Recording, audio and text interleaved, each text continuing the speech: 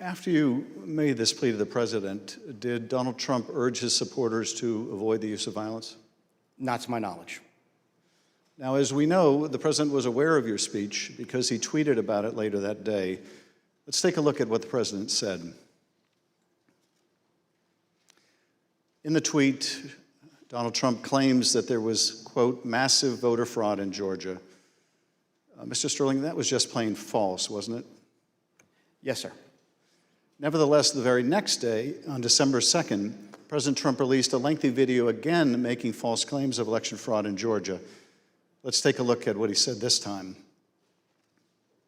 They found thousands and thousands of votes that were out of whack, all against me.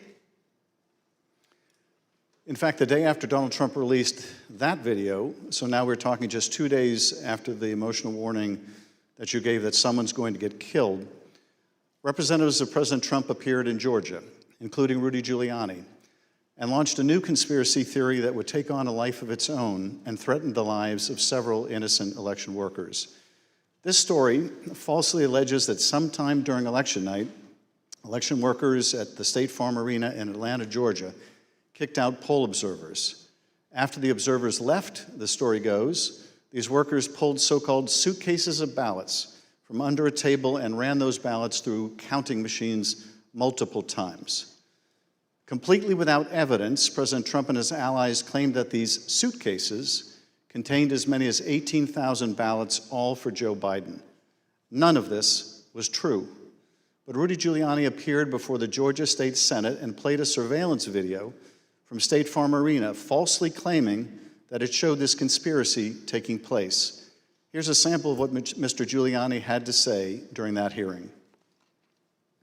And when you look at what you saw on the video, which to me was a smoking gun, powerful smoking gun, well, I don't have to be a genius to figure out what happened.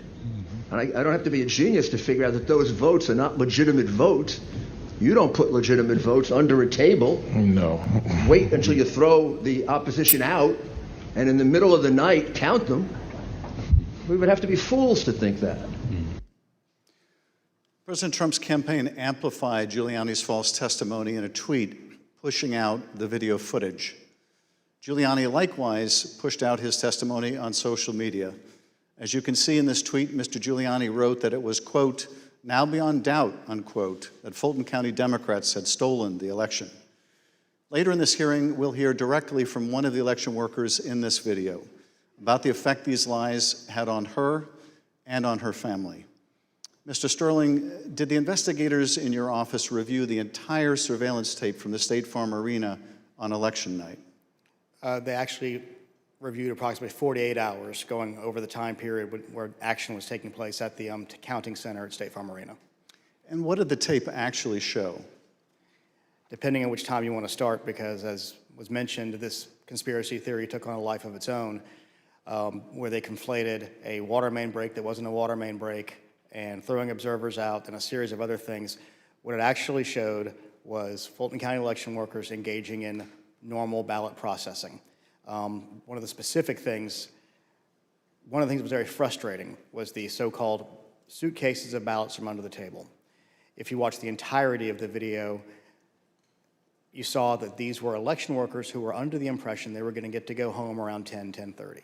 People are putting on their coats. They're putting ballots that are prepared to be scanned into ballot carriers that are then sealed with tamper-proof seals so that they're not messed with.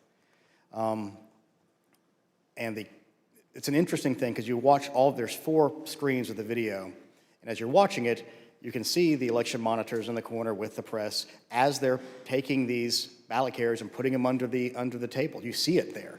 One of the other hidden ones, if you looked at the actual tape, was on the outside of the table, just from the camera angle. You couldn't see it originally. And this goes under the no good deed goes unpunished. We were told, we were at GEMA, as the secretary pointed out, and we were told that it looked like they were shutting down the Fulton County counting. The secretary expressed some displeasure at that because we wanted to everybody keep counting so we could get to the results and know what was happening. So our elections director called their elections director, who was at another location because this was election day. There was 2 different places where ballot things were being done by the Fulton County office. So he called, the elections director from Fulton then called Ralph Jones, who was at the State Farm Arena, and said, "What the heck are you doing? Go ahead and stay." And as you watch the video itself, you see him take the phone call as people are putting things away and getting ready to leave. And you can tell for about 15, 20 seconds, he does not want to tell these people they have to stay. He walks over, he thinks about it for a second, you see him come back to the corner of a desk and kind of slumps his shoulders and says, "Okay, y'all, we got to keep on counting." And then you see him take their coats off, get the ballots out. And then a secondary thing that you'll see on there is you'll have people who are counting ballots who a batch will go through, they will take them off and run that through again. What happens there is a standard operating procedure. If there is a misscan, if there's a misalignment, if it doesn't read right, these are high-speed, high-capacity scanners. So 3 or 4 will go through after a misscan. You have to delete that batch and put it back through again. And by going through the hand tally, as the Secretary pointed out, we showed that if there had been multiple ballots scanned without a corresponding physical ballot, your counts would have been a lot higher than the ballots themselves. And by doing the hand tally, we saw 2 specific numbers that were met. The hand tally got us to a 0.1053% off of the total votes cast and 0.0099% on the margin, which is essentially dead-on accurate. Most academic studies say on a hand tally you'll have between 1% and 2%, but because we use ballot marking devices where it's very clear what the voter intended, it made it a lot easier for us to conduct that hand count and show that none of that was true. Now, I understand that when you reviewed these tapes and did the analysis, it disproved this conspiracy theory. But you still had to take a lot of steps to try to make sure the public knew the truth about these allegations. And you did frequent briefings for the press. Let's take a look at one of those press briefings, Mr. Sterling, that you held on December 7th to make the point that you just did today. Move on to what I'm going to call Disinformation Monday. Out of the gate, many of y'all saw the videotape from State Farm Arena. I spent hours with our post-certified investigators, Justin Gray from WSB, spent hours with us going over this video to explain to people that what you saw, the secret suitcases with magic ballots, were actually ballots that had been packed into those absentee ballot carriers by the workers in plain view of the monitors and the press. And what's really frustrating is the president's attorneys had this same videotape. They saw the exact same things the rest of us could see, and they chose to mislead state senators and the public about what was on that video. I'm quite sure that they will not characterize the video if they try to enter it into evidence, because that is the kind of thing that could lead to sanctions, because it's obviously untrue. They knew it was untrue, and they continue to do things like this. Mr. Sterling, despite the efforts by your office to combat this misinformation by speaking out publicly and through local media, you were unable to match the reach of President Trump's platform and social media megaphone spreading these false conspiracy theories. What was it like to compete with a president who had the biggest bully pulpit in the world to push out these false claims? For lack of a better word, it was frustrating, but oftentimes I felt our information was getting out, but that there was a reticence of people who needed to believe it because the President of the United States, whom many looked up to and respected, was telling them it wasn't true, despite the facts. And I characterized at one point it was kind of like a shovel trying to empty the ocean. And yes, it was frustrating. I even have family members who I had to argue with about some of these things, and I would show them things, and the problem you have is you're getting to people's hearts.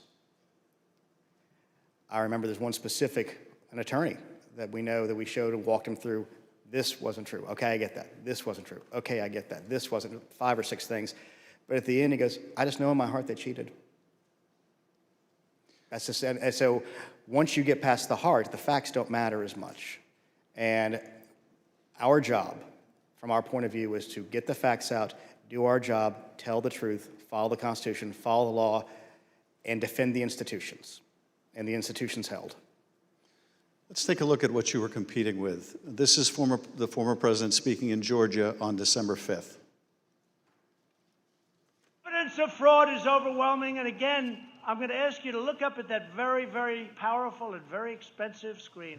Hidden cases of possible ballots are rolled out from under a table. 4 people under a cloud of suspicion. So if you just take the crime of what those Democrat workers were doing, and by the way, there was no water main break. You know, they said there was no water main break. That's 10 times more than I need to win this state. 10 times more. It's 10 times, maybe more than that, but it's 10 times more because we lost by a very close number.